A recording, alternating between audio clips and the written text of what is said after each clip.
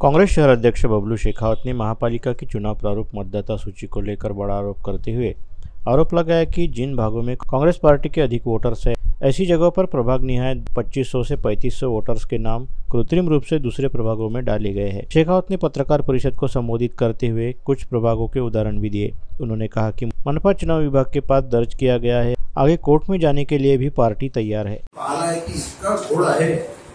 सामान्य माणसाला आपलं नाव शोधण्यासाठी त्याला शक्यच नाही आणि प्रत्येक प्रभागात त्यांनी एका प्रभागात काही प्रभागातले मत 3,000 कमी केले, काही प्रभागात 6,000 वाढवले, काही असा मतदार यादी आम्ही इथल्या मागील 20-25 वर्षापासून आम्ही महानगरपालिकेची निवडणूक करतो अशी मतदार यादी आम्ही आजपर्यंत पाहिली।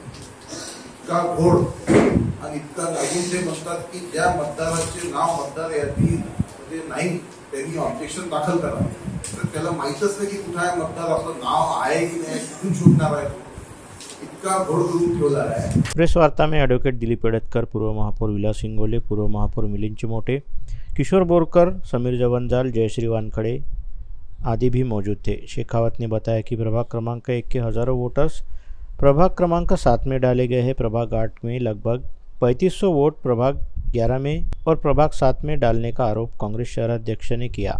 उन्होंने आरोप लगाया कि प्रभाग 20 के वोट प्रभाग 18 में डाल दिए गए हैं।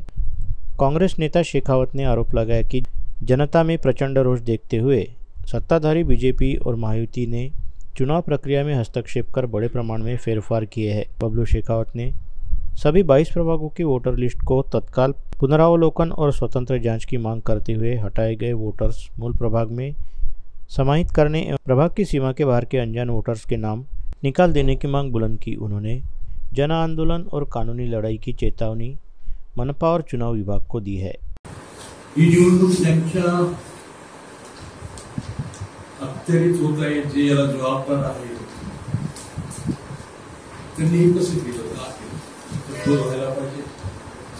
रचनातील मतदार ती करताना हे गांजा पिऊन होते की दारू पिऊन होते याही प्रश्नाचं उत्तर या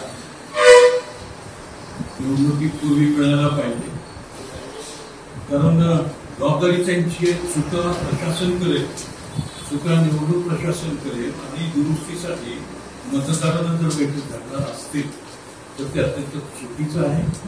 भाजप आणि प्रशासन, निवडणूक प्रशासन या एकाच नाण्याच्या दोन बाजू असून या संयुक्त उपक्रमातूनच हा प्रकार घडला असावा असा आमचा स्पष्ट आरोप। मतदार याद्या तयार करण्याचं काम कोणाकडे सोपवलेलं आहे, तर ते घटनेने हे काम राज्य निवडणूक आयोगाकडे सोपवलेलं आहे। परंतु मी तुम्हाला जे सांगितलं की इथलं जे प्रशासन आहे हे जणू काही आपण शासनाचे पदाधिकारी आहे, शासनाचे सेवक आहे या पद्धतीने हे सगळं करतात। खरं म्हणजे त्यांनी स्वतंत्रपणे हे काम केलं पाहिजे।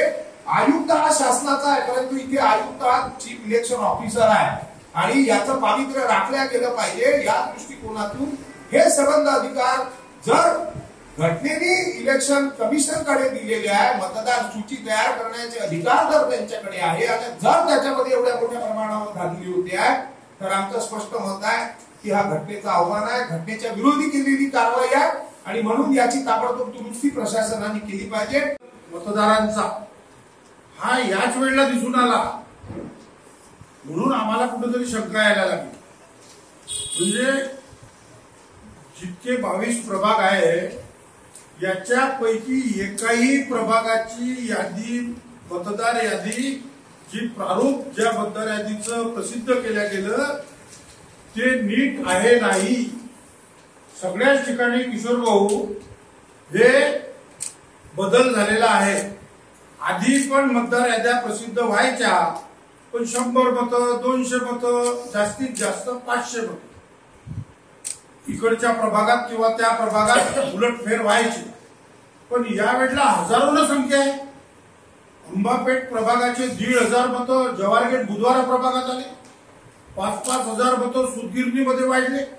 म्हणजे प्रशासनाची आणि या सत्तेची चूक अशी आहे की यांनी जेव्हा रचना प्रसिद्ध केल्या प्रभागाच्या, त्या रचनेप्रमाणे मतदार यादी प्रसिद्ध करणं हे सोपं काम होतं।